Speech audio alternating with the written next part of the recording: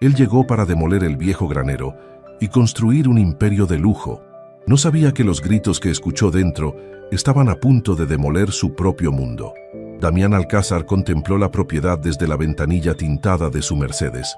El terreno era un mar de hierba alta y maleza que se extendía hasta un viejo granero de madera, cuya silueta se recortaba contra el cielo gris como el esqueleto de un gigante olvidado.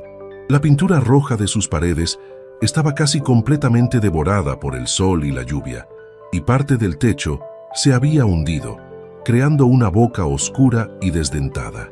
Para cualquier otra persona, la escena era un retrato de la decadencia y el abandono.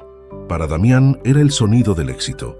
Acababa de cerrar la compra de esa y de varias hectáreas circundantes. En su mente ya no veía la ruina. Veía los planos del Mirador del Valle, su próximo y más ambicioso proyecto, un complejo residencial de lujo con campo de golf, casa club y vistas panorámicas.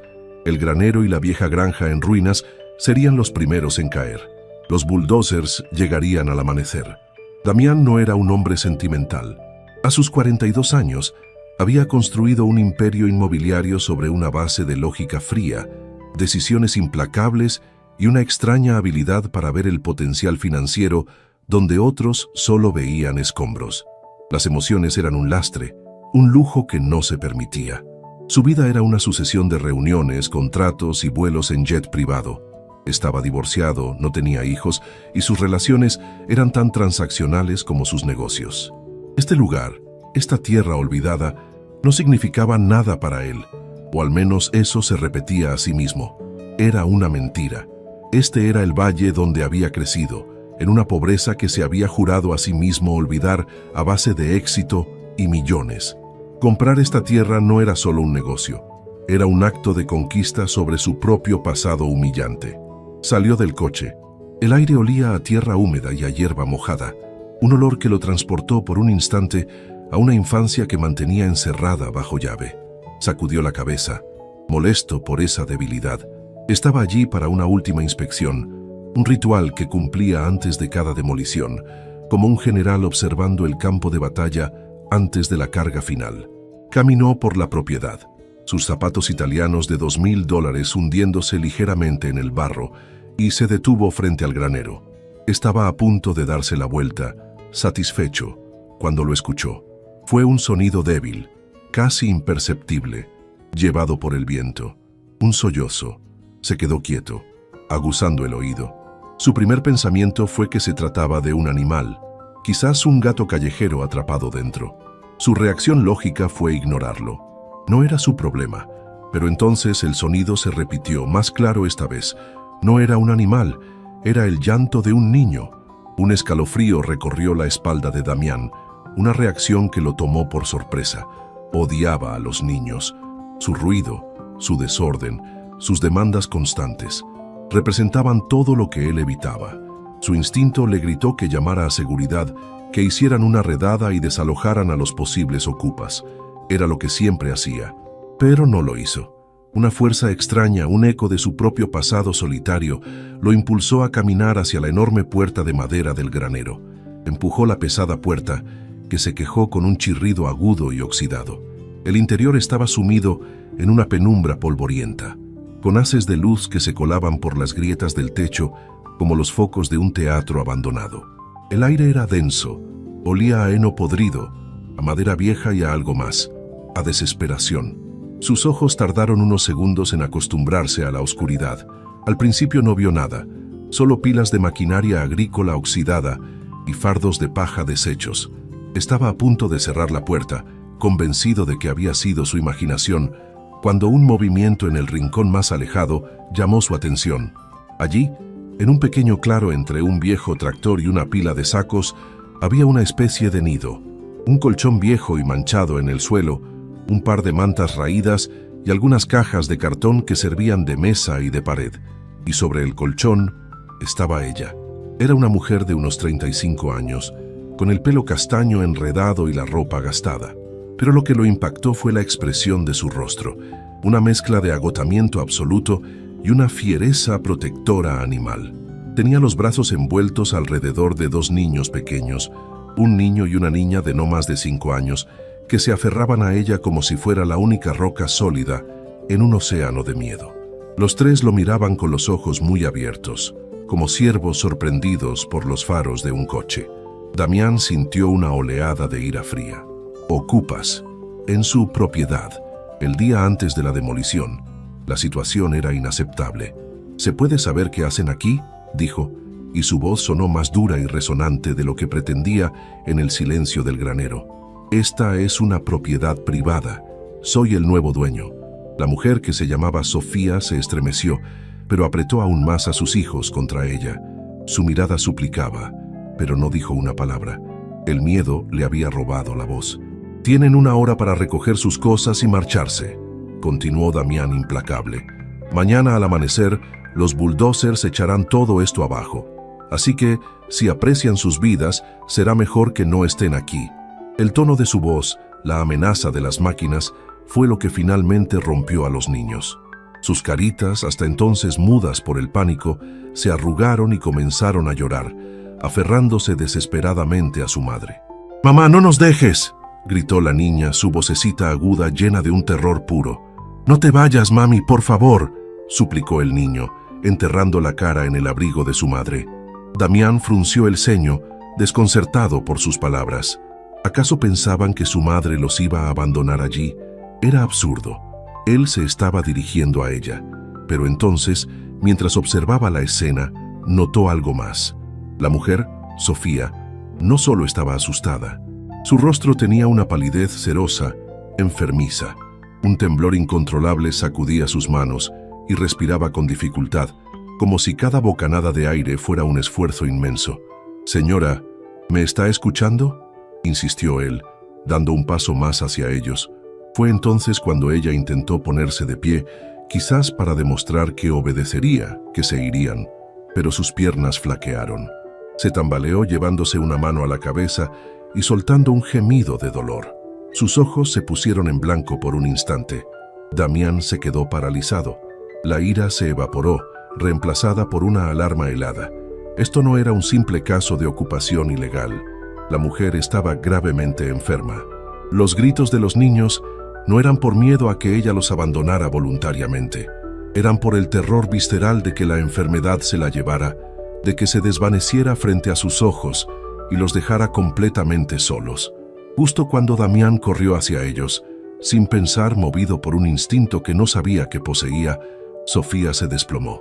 Solo tuvo tiempo de lanzarse hacia adelante y evitar que su cabeza golpeara contra el suelo de hormigón.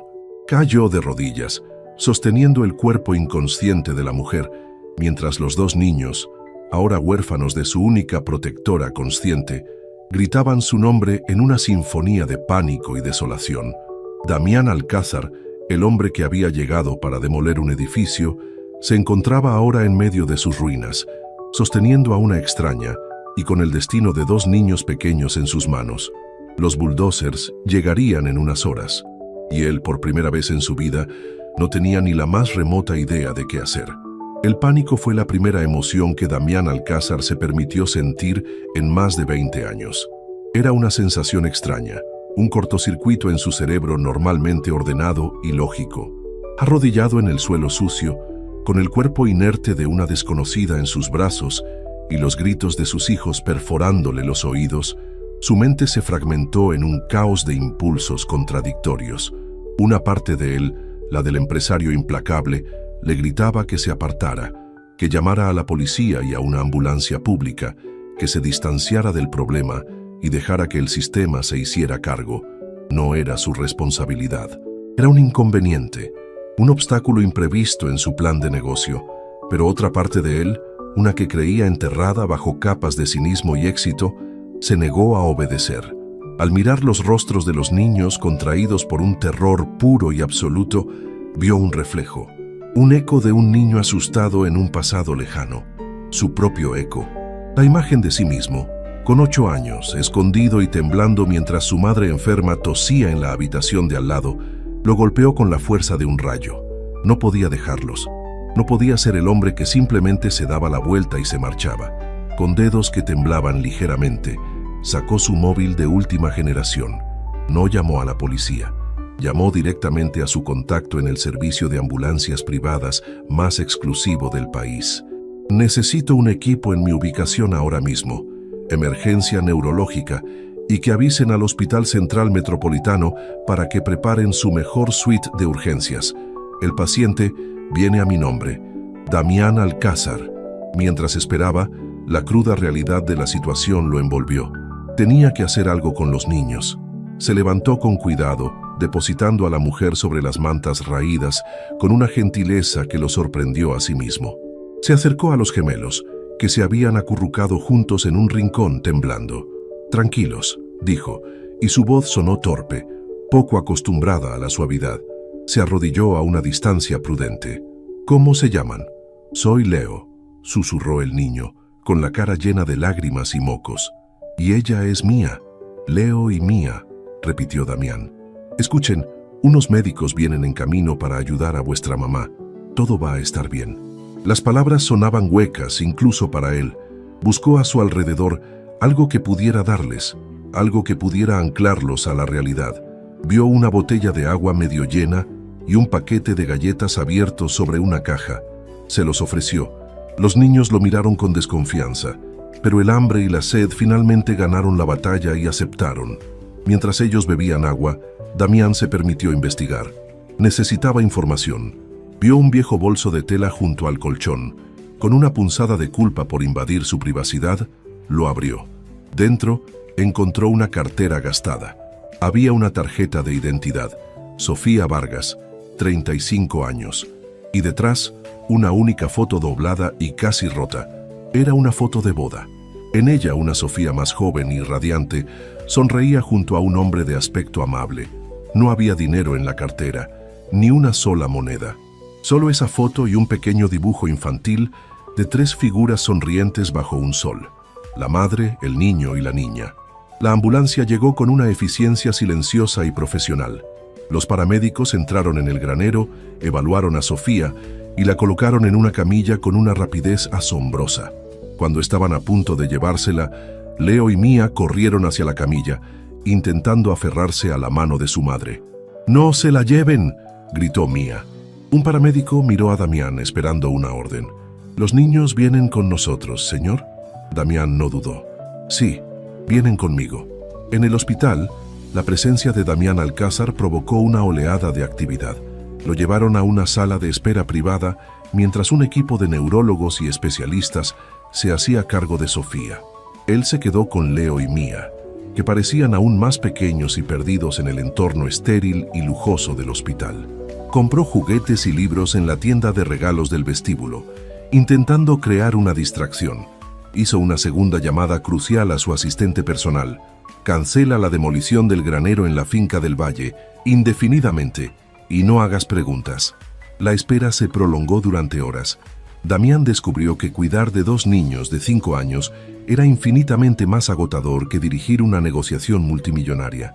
Les leyó un cuento con torpeza, los ayudó a construir una torre con bloques y respondió a sus preguntas sencillas y directas. «¿Mamá va a despertar?», preguntó Leo. «Sí, los médicos la están cuidando», respondió Damián, con más confianza de la que sentía. «Ella se cansa mucho», añadió Mía en voz baja. «A veces se duerme cuando estamos hablando y no se despierta, y le duele la cabeza». Cada frase era una pieza más del rompecabezas. La condición de Sofía no era repentina, era algo que llevaba tiempo gestándose, algo que estos niños habían presenciado y normalizado en su inocencia. Finalmente, un médico de aspecto distinguido, el jefe de neurología, entró en la sala. Miró a Damián, luego a los niños que se habían quedado dormidos en un sofá. «Señor Alcázar», comenzó en voz baja, «hemos estabilizado a la paciente, pero la situación es de una gravedad extrema. La señora Vargas tiene un tumor cerebral, un glioma de alto grado. Por el tamaño y la ubicación, es evidente que ha estado creciendo durante meses, quizás más de un año». Damián sintió que el aire se le escapaba de los pulmones. ¿Un tumor? Sí. Los síntomas que la niña describió, el cansancio extremo, los dolores de cabeza, el desmayo, todo encaja. Ha estado ignorando los síntomas, o quizás no tenía los medios para investigarlos. La desnutrición y el estrés han acelerado el proceso. Ha llegado a un punto crítico. El médico hizo una pausa, eligiendo sus palabras.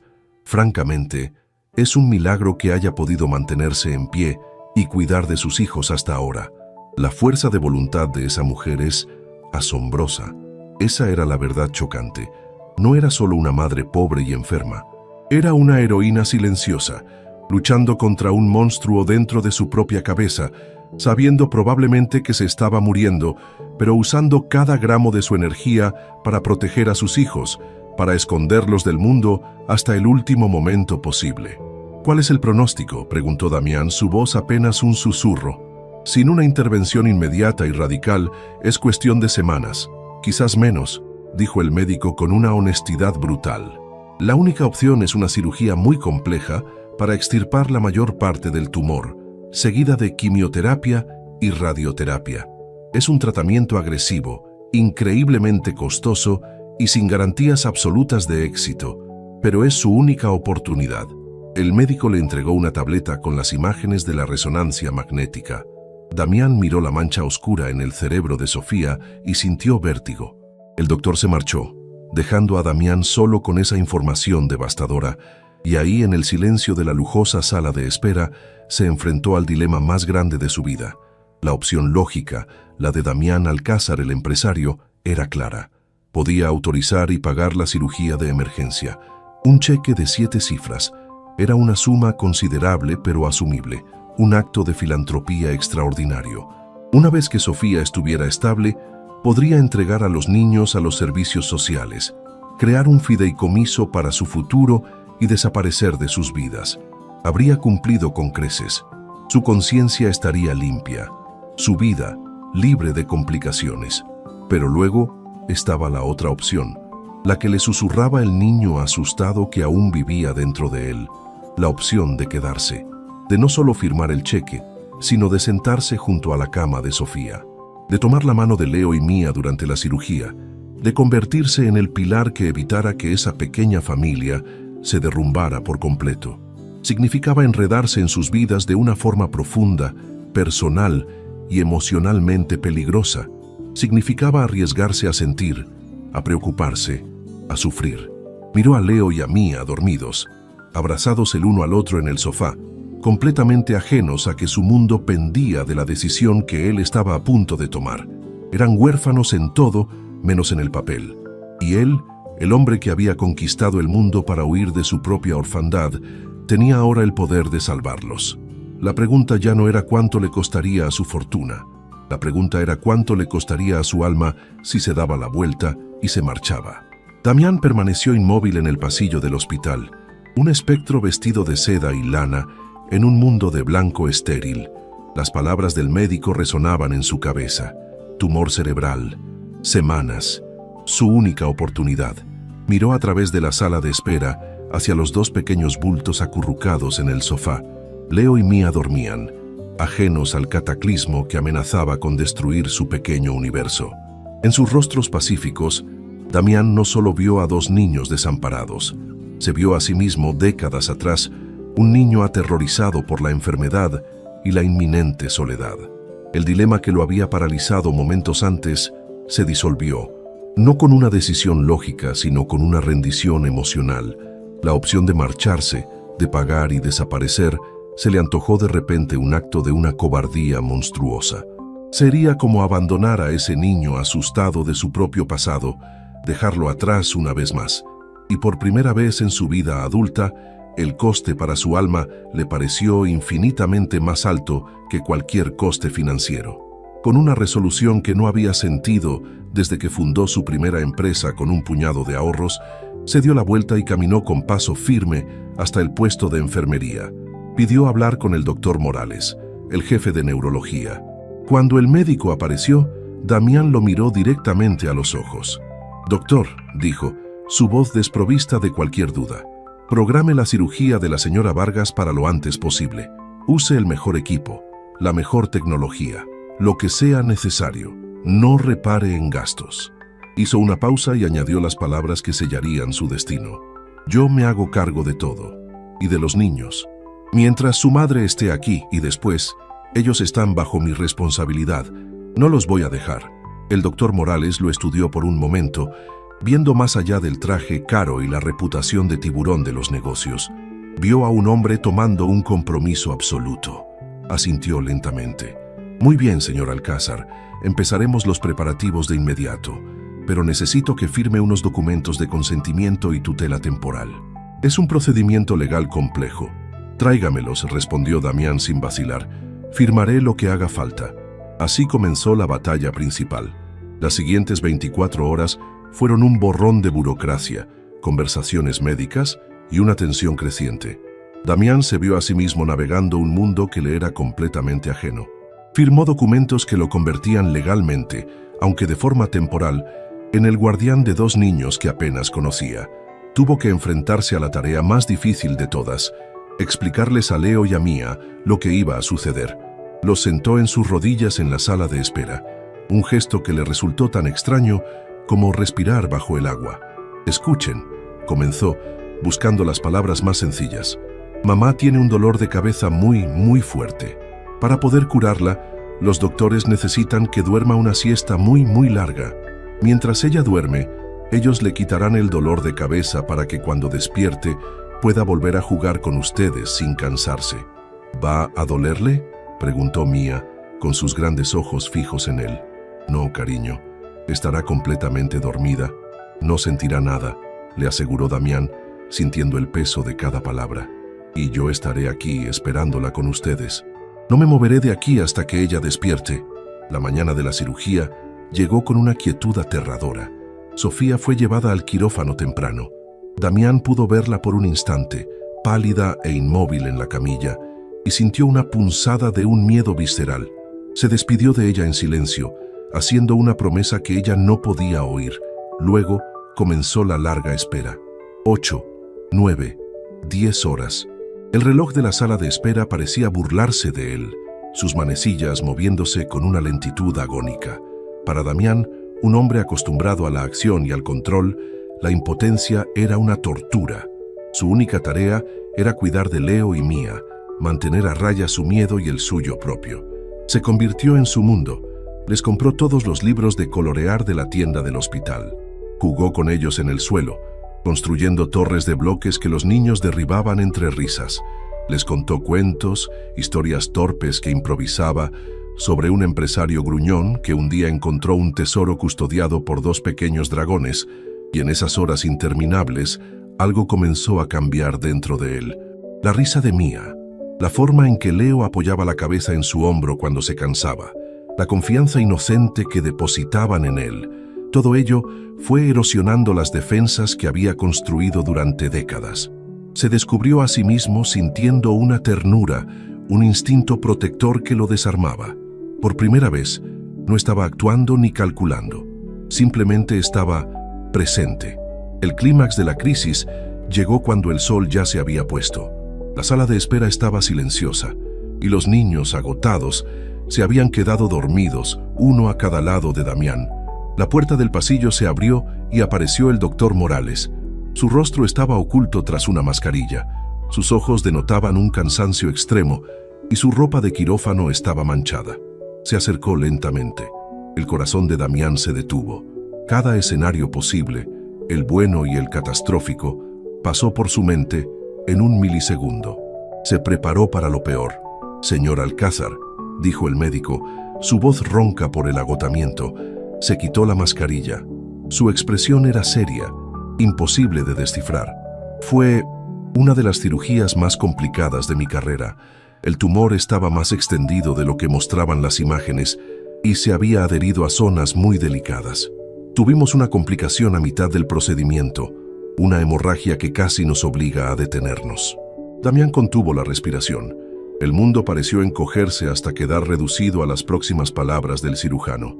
El doctor Morales hizo una pausa y luego una leve, casi imperceptible sonrisa de alivio asomó en sus labios. Pero lo controlamos y logramos nuestro objetivo. Conseguimos extirpar cerca del 90% de la masa tumoral sin dañar las áreas críticas. La operación ha sido un éxito dentro de la gravedad del caso. La señora Vargas está viva y su condición es estable. La estamos trasladando a la unidad de cuidados intensivos. Una oleada de alivio tan intensa recorrió a Damián que sintió que sus propias piernas flaqueaban. Cerró los ojos por un instante, soltando el aire que no sabía que estaba conteniendo. Miró a los niños dormidos, sus rostros serenos, y una emoción abrumadora, una que no podía nombrar, le llenó el pecho. Lo habían logrado. Habían superado la primera gran batalla. Sin embargo, continuó el doctor, trayéndolo de vuelta a la realidad, quiero ser muy claro. Esto es solo el primer paso. El más grande, sí, pero el primero. La recuperación de una craneotomía como esta es larga y difícil, y después tendrá que enfrentarse a la radioterapia y la quimioterapia para combatir el 10% restante. Ahora empieza la verdadera lucha. Va a ser un camino muy largo y muy incierto. Damián asintió, asimilando la información.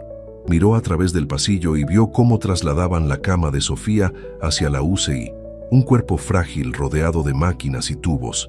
El peligro inmediato había pasado, pero la guerra acababa de empezar, y él, Damián Alcázar, el hombre que había llegado a un granero para destruirlo, se había convertido en el único general de este ejército de 3 personas. Su compromiso era total. Su antigua vida, la de la soledad y los negocios, había terminado oficialmente en esa sala de espera. Una nueva, impredecible y aterradora acababa de comenzar. Los días que siguieron a la cirugía de Sofía se convirtieron en el lienzo sobre el cual Damián Alcázar pintó, sin saberlo, el retrato de su nueva vida. El hospital se transformó en su universo y la UCI en su epicentro. La recuperación de Sofía fue una sinfonía de avances minúsculos y reveses agotadores, una danza lenta y ardua para volver de las profundidades. Damián fue el espectador y el participante de cada nota de esa melodía. El primer granito fue cuando Sofía despertó por completo. Sus ojos, nublados por la anestesia y la confusión, se abrieron y lo encontraron a él, sentado en una silla junto a su cama. El pánico inicial en su mirada fue reemplazado por un recuerdo fragmentado. El granero, el dolor, su colapso. Los niños, susurró, su voz apenas un hilo de aire ronco. Están bien, están a salvo, están aquí, respondió Damián con una calma que no sentía, y en ese momento una enfermera hizo entrar a Leo y a Mía por solo un par de minutos. Ver a su madre pálida y conectada a tubos pero con los ojos abiertos fue un bálsamo para el terror de los pequeños. Corrieron a su lado, y Sofía, con un esfuerzo titánico, levantó una mano para acariciar sus cabezas. Las lágrimas rodaron por sus mejillas. Eran lágrimas de alivio, de gratitud y de un miedo profundo por el futuro incierto. Ese fue el comienzo de la lenta reconstrucción. Damián estableció una rutina que habría sido impensable para el hombre que era semanas atrás. Alquiló una suite de lujo en un hotel contiguo al hospital. Contrató, por recomendación de una de las enfermeras jefe, a una niñera llamada Elena, una mujer de mediana edad, de sonrisa cálida y paciencia infinita, que se encargaba de los niños mientras él pasaba la mayor parte del día con Sofía. Su vida se convirtió en un ir y venir entre 2 mundos. En la habitación del hospital, era el apoyo silencioso de Sofía. La ayudaba en los ejercicios de fisioterapia, le leía las noticias o simplemente se sentaba en silencio cuando ella estaba demasiado cansada para hablar. Fue en esos momentos de quietud que las piezas de la historia de Sofía comenzaron a encajar. Le contó de su marido, un buen hombre que había muerto en un accidente de construcción 2 años atrás, dejándola no solo viuda, sino con una montaña de deudas. Le contó cómo había perdido su casa, cómo había trabajado en empleos precarios hasta que los dolores de cabeza se volvieron insoportables y le impidieron seguir. El granero no había sido una elección, sino el último refugio desesperado para evitar que sus hijos durmieran en la calle. Damián escuchaba, y cada palabra era un ladrillo más en el muro que se derrumbaba dentro de él, el muro que separaba su mundo de éxito del mundo real, el de la lucha y la fragilidad humana. Por las noches, en la suite del hotel, Damián se transformaba en una figura paterna torpe pero dedicada. Aprendió a preparar macarrones con queso de caja, el plato favorito de Leo. Descubrió que Mía solo se dormía si le leían el mismo cuento de una princesa y un dragón 3 veces seguidas. Los arropaba en la cama y a veces Se quedaba observándolos dormir, sintiendo una conexión tan profunda que lo asustaba y lo maravillaba a partes iguales. Su transformación se hizo evidente en una llamada que recibió de su director financiero. Damián, la oferta por el conglomerado asiático es hostil. Necesitamos una contraoferta ahora o perderemos el control. El antiguo Damián habría movilizado ejércitos de abogados y banqueros. El nuevo Damián, sentado en el pasillo del hospital mientras esperaba que Sofía terminara una sesión de radioterapia, respondió con una frialdad diferente. Vende mi participación mayoritaria. Liquídala. Necesito el capital disponible para gastos médicos a largo plazo. Hubo un silencio de estupefacción al otro lado de la línea. ¿Vender? Damián, es el proyecto de tu vida. Has trabajado 10 años en esto. Mis prioridades han cambiado, dijo él, y cortó la llamada. Miró su teléfono, el portal a un mundo de poder y riqueza que de repente le parecía insignificante. El dinero había dejado de ser el objetivo para convertirse en lo que siempre debió ser, una herramienta para salvar una vida. Después de varias semanas, el día más esperado llegó. Sofía estaba lista para ser dada de alta del hospital. Estaba débil, más delgada, y la quimioterapia inicial le había hecho perder su hermoso cabello castaño, que ahora cubría con pañuelos de colores que Damián le había comprado. Pero en sus ojos había una luz nueva, una determinación feroz por vivir. Mientras recogían sus pocas cosas, la pregunta inevitable flotó en el aire. ¿Y ahora a dónde vamos?, preguntó Sofía en voz baja, su orgullo luchando con su vulnerabilidad. Buscaré un trabajo en cuanto pueda, Damián. Te devolveré cada céntimo, lo juro.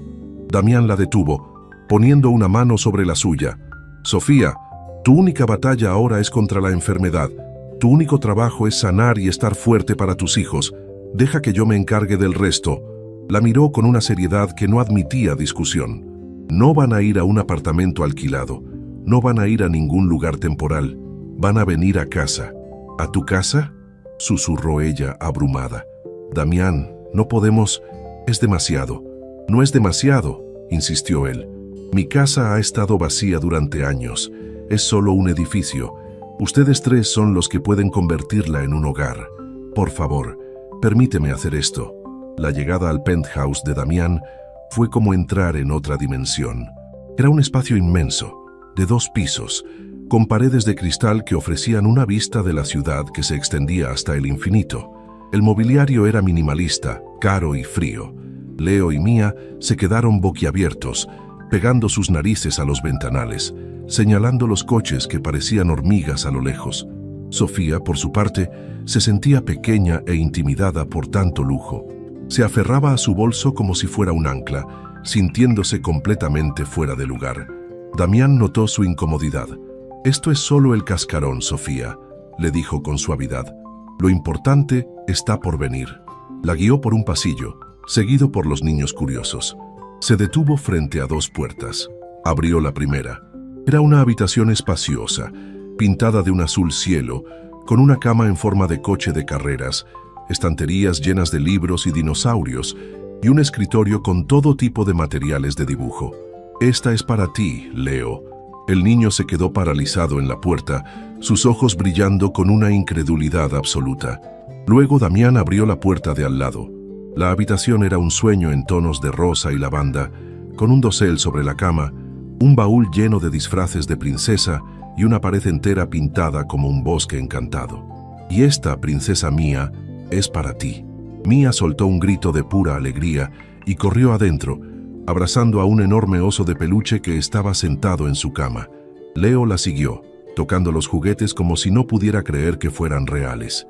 Damián se giró hacia Sofía, que lo miraba con lágrimas en los ojos. «Y tu habitación está al final del pasillo.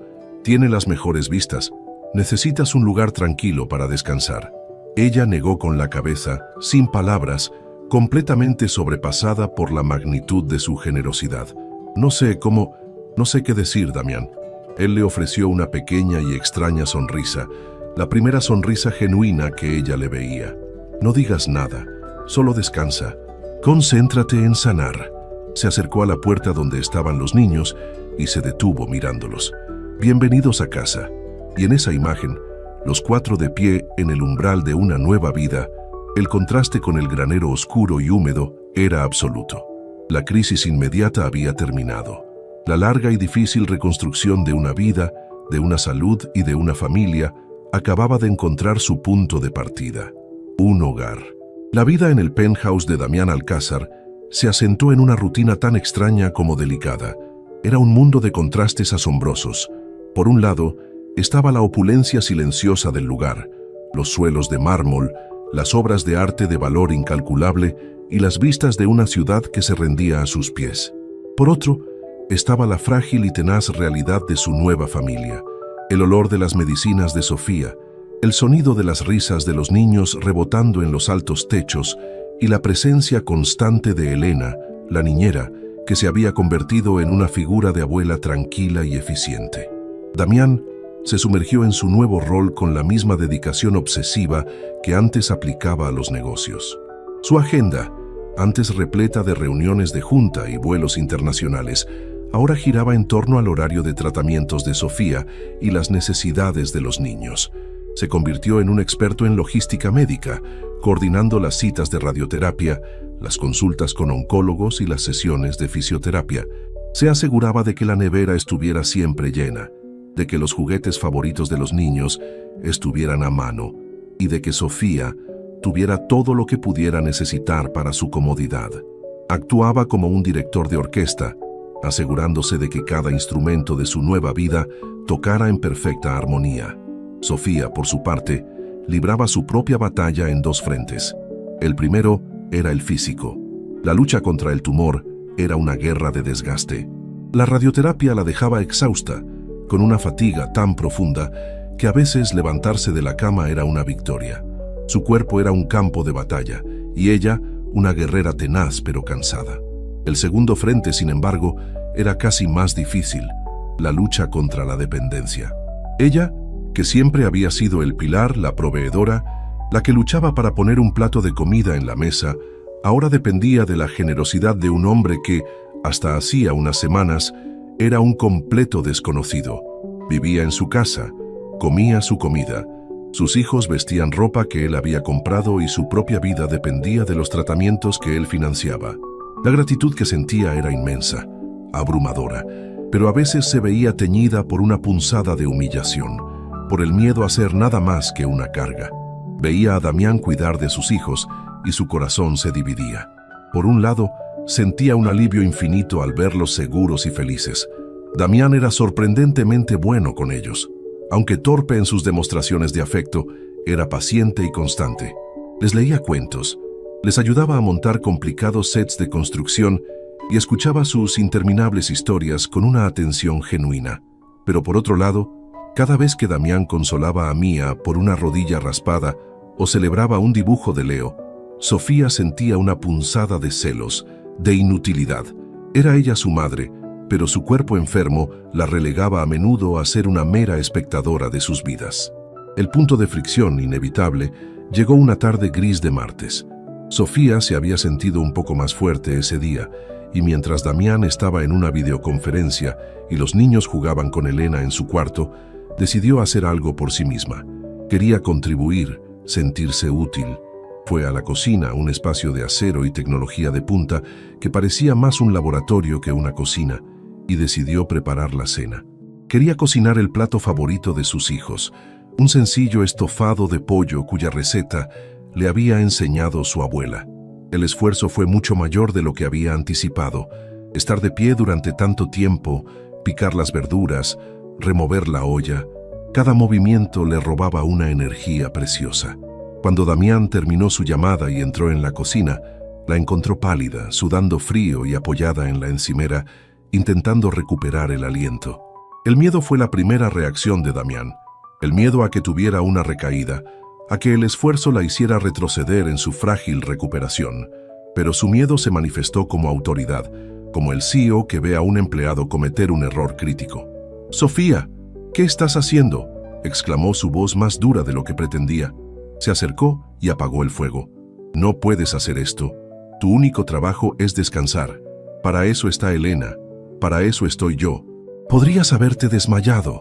Las palabras, aunque nacidas de la preocupación, golpearon a Sofía como una bofetada. La fuerza que no tenía para cocinar apareció en forma de una ira herida. Se enderezó y lo miró, sus ojos oscuros brillando con una mezcla de furia y lágrimas. «¿Mi único trabajo es descansar?», repitió su voz temblando. «Mi único trabajo, Damián, es ser la madre de mis hijos. Un trabajo que apenas puedo hacer porque estoy atrapada en este cuerpo que me ha traicionado. ¿Crees que me gusta esto? Estar sentada todo el día mientras otra persona cría a mis hijos y un hombre al que apenas conozco paga mis facturas. Eso no es justo, Sofía. Solo intento cuidarte», se defendió él, desconcertado por su reacción. «No quiero que me cuides como si fuera una pieza de porcelana a punto de romperse», estalló ella. «No soy uno de tus proyectos, ni una de tus frágiles inversiones. Soy una persona. Necesito sentir que sirvo para algo más que para tragar pastillas y recibir radiación.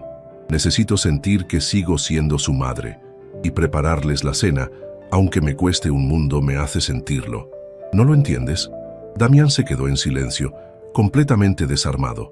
Por primera vez, vio la situación desde la perspectiva de ella.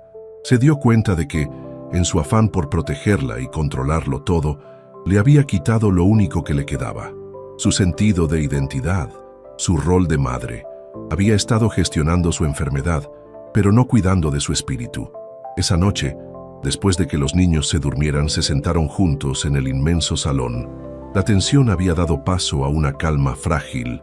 «Lo siento», dijo Damián finalmente, rompiendo el silencio. «Tenías razón. He estado actuando como un gerente, no como un amigo.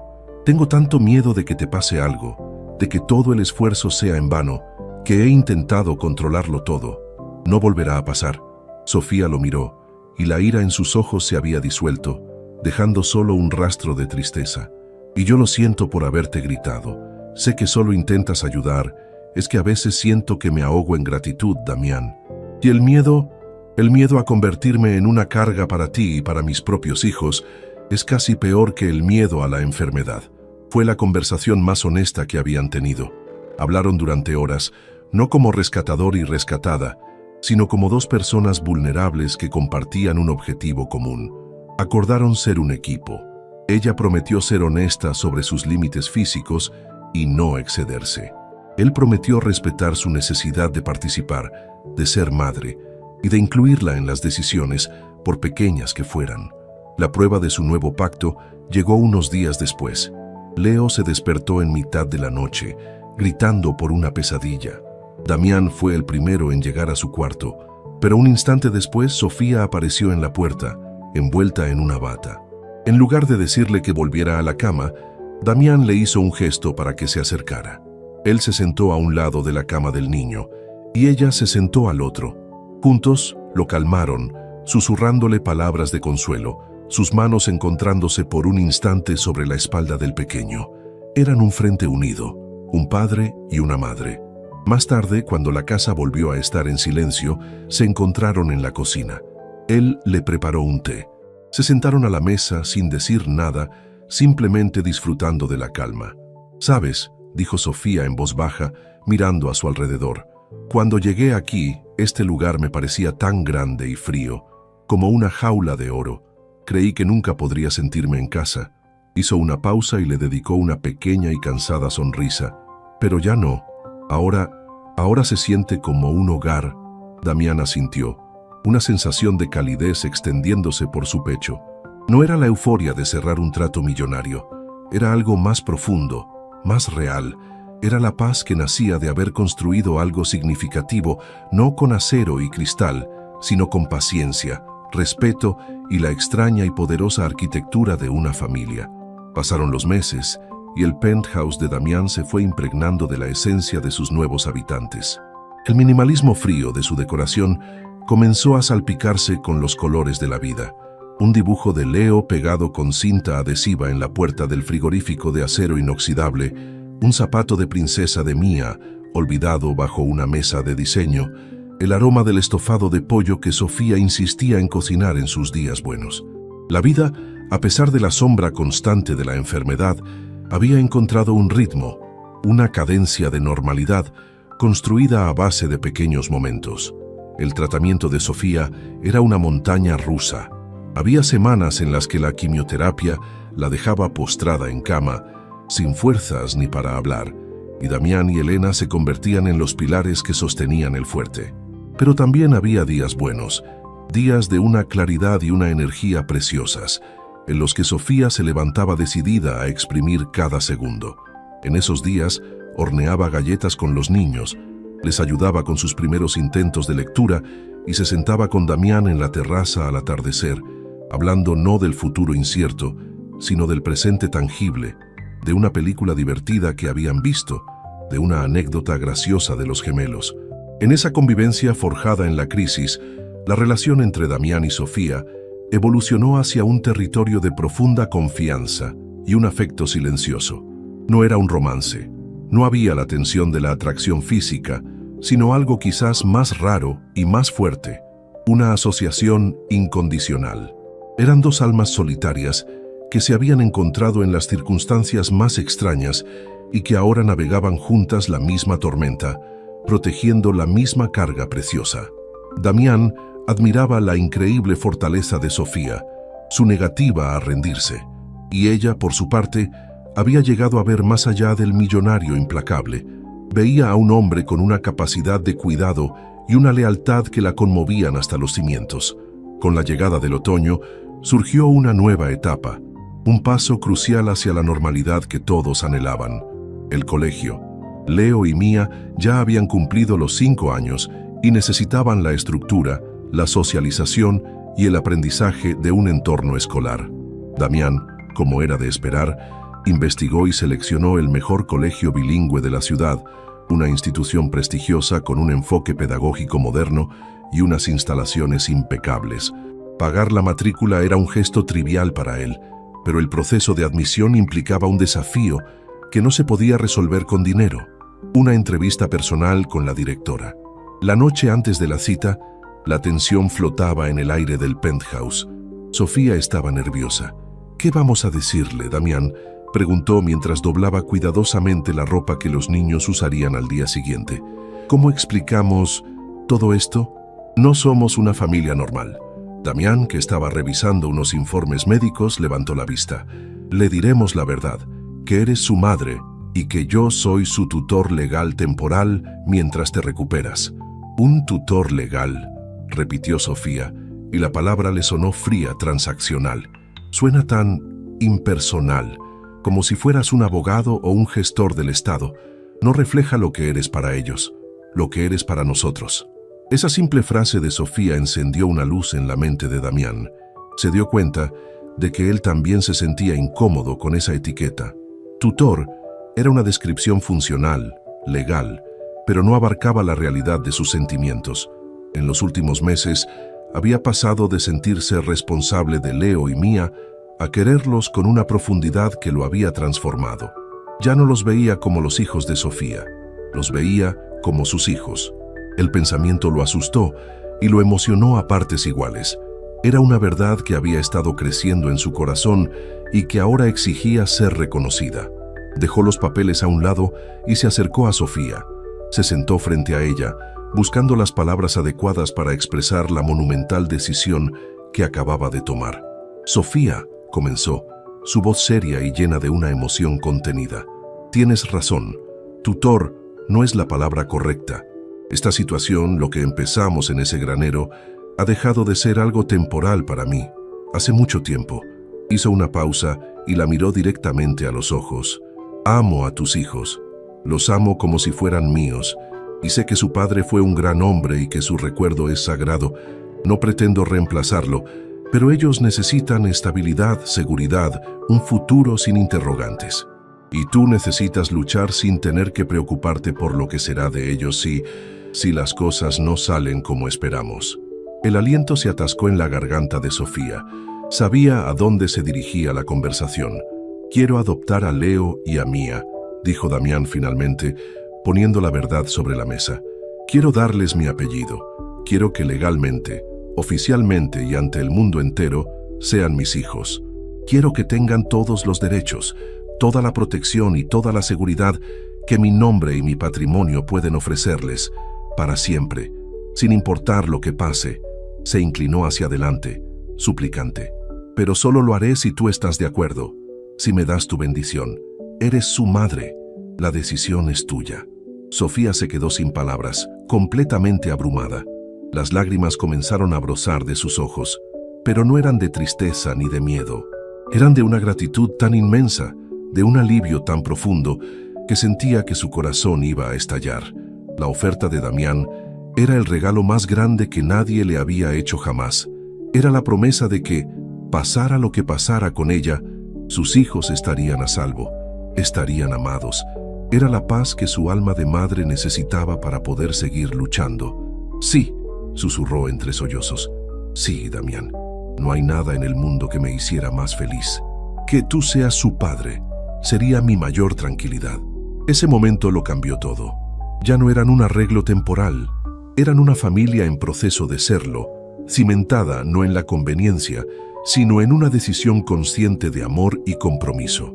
Al día siguiente, entraron en el despacho de la directora del colegio. La señora de la Torre era una mujer elegante y perspicaz, de mirada amable pero inquisitiva. Después de las presentaciones iniciales y de hablar sobre el programa educativo, llegó la pregunta inevitable. La documentación que nos enviaron es un poco inusual, dijo, mirando los papeles sobre su escritorio. Usted, señor Alcázar, figura como tutor legal, y usted, señora Vargas, como la madre biológica. ¿Podrían aclararme cuál es la estructura familiar para entender mejor el entorno de los niños? Damián y Sofía intercambiaron una mirada. El pacto que habían hecho la noche anterior les dio fuerzas. Damián tomó la palabra, su voz tranquila y segura. Es muy sencillo, señora de la Torre, comenzó. Se inclinó ligeramente hacia adelante, incluyendo a Sofía en su gesto. Sofía es la madre de Leo y mía, y yo estoy en proceso de convertirme en su padre legal. Somos una familia. No hubo más explicación. No hubo detalles sobre la enfermedad, el granero o cómo se habían conocido. Solo esa declaración, simple, poderosa y llena de una dignidad inquebrantable. La palabra familia resonó en el despacho, despojando a la situación de cualquier rareza y vistiéndola de una verdad universal. Sofía, a su lado, asintió con una sonrisa serena. Exactamente, somos una familia. La directora los observó a ambos por un largo momento. Vio la convicción en los ojos de Damián, la paz en el rostro de Sofía y la conexión innegable entre ellos. Vio más allá de los papeles y de la situación atípica. Vio lo que ellos mismos habían proclamado. Una familia. Una cálida sonrisa se dibujó en su rostro. Entendido, dijo cerrando la carpeta. Una familia. Eso es todo lo que necesitaba saber. Bienvenidos al Northwood Academy. Estoy segura de que Leo y Mía serán muy felices aquí. Salieron del colegio y el sol de la mañana les pareció más brillante. Por primera vez, no solo se sentían como una familia dentro de las 4 paredes del penthouse, se habían presentado al mundo como tal y el mundo los había aceptado. Damián tomó la mano de Sofía, un gesto natural que ya no se sentía forzado. Los niños que los esperaban con Elena corrieron hacia ellos. ¿Podemos ir al colegio, mamá?, preguntó Leo emocionado. Sí, mi amor. Pronto, respondió Sofía arrodillándose para abrazarlos. Damián observó la escena y una sensación de certeza lo inundó. Había pasado su vida construyendo un imperio de hormigón y acero, edificios que llevarían su nombre, pero que siempre estarían vacíos. Ahora estaba construyendo algo real, algo que respiraba, que reía y que amaba. Un hogar, una familia. Y por primera vez, su propio apellido, Alcázar, le pareció que tenía un propósito verdaderamente valioso. Pasaron 6 años. 6 años en los que el tiempo, con su paso lento pero implacable, había obrado su magia más profunda. La vida en el penthouse de Damián Alcázar había dejado atrás la fragilidad de un comienzo incierto para asentarse en la sólida y confortable rutina de una familia verdadera. Las citas médicas de Sofía, que antes dominaban el calendario, se habían espaciado hasta convertirse en chequeos semestrales que milagrosamente seguían arrojando los mismos resultados: remisión completa. La guerra contra el tumor se había ganado, dejando tras de sí cicatrices y una gratitud infinita por cada nuevo amanecer. La transformación de los niños era la prueba más tangible de ese milagro. Leo y Mía, ahora con 11 años, eran dos preadolescentes vibrantes y llenos de personalidad. Leo había heredado la naturaleza tranquila y observadora de su madre, pero la había canalizado en una pasión por la ciencia y la construcción, pasando horas montando complejos modelos de robótica. Mía, por su parte, tenía la energía y la determinación de Damián, destacando en los deportes y en el club de debate del colegio. Eran felices, seguros de sí mismos y, lo más importante, se sentían incondicionalmente amados. La adopción se había finalizado años atrás, y llevar el apellido Alcázar era para ellos tan natural como respirar. La dinámica entre Damián y Sofía también se había asentado en un territorio de profundo y sereno amor. Su relación no había estallado en una pasión de novela, sino que se había cocido a fuego lento, forjada en noches de hospital, en miedos compartidos, en la alegría de ver a los niños crecer y en el respeto mutuo de dos supervivientes. Se habían convertido en los mejores socios, en confidentes, en los cocapitanes de la nave familiar. Damián ya no era el salvador y ella la rescatada. Eran iguales, dos mitades de un todo que funcionaba con una precisión asombrosa. Él había aprendido a escuchar, a ser vulnerable. Ella había aprendido a aceptar el cuidado, a dejarse querer sin sentirse débil. Una tarde de otoño, mientras los niños estaban en una fiesta de cumpleaños, Damián y Sofía estaban sentados en la terraza, contemplando cómo el sol teñía de naranja los rascacielos de la ciudad. El último chequeo de Sofía, la semana anterior, había sido perfecto. El fantasma del tumor parecía por fin haberse retirado a las sombras. ¿Recuerdas el día de la entrevista en el colegio?, preguntó Damián de repente. Sofía sonrió. Claro que sí. Estaba aterrada. Pensé que nos mirarían como si fuéramos bichos raros. Y yo dije que éramos una familia, continuó él. Y lo éramos, pero me di cuenta de que las palabras a veces se quedan cortas. Se giró para mirarla, y en sus ojos había una seriedad y una ternura que hicieron que el corazón de Sofía latiera un poco más rápido. Hemos pasado por el infierno y hemos vuelto juntos, dijo él en voz baja. Hemos criado a dos niños increíbles. Has luchado y has vencido a la muerte. Te he visto en tu momento más débil y en tu momento más fuerte, y en cada uno de ellos no he podido hacer otra cosa que admirarte y amarte. La palabra amarte flotó en el aire entre ellos, cargada con el peso y la verdad de 6 años de historia compartida. Sofía Vargas, continuó Damián tomando su mano, no quiero ser solo el padre de tus hijos, quiero ser tu esposo. Quiero que seamos socios en todo, legalmente y ante el mundo. Quiero tener el derecho de cuidarte por el resto de mi vida, no por obligación, sino por amor. Cásate conmigo. No hubo anillo de diamantes, ni una puesta en escena espectacular. Solo la pregunta, desnuda y sincera, ofrecida con una humildad que el antiguo Damián Alcázar nunca habría conocido.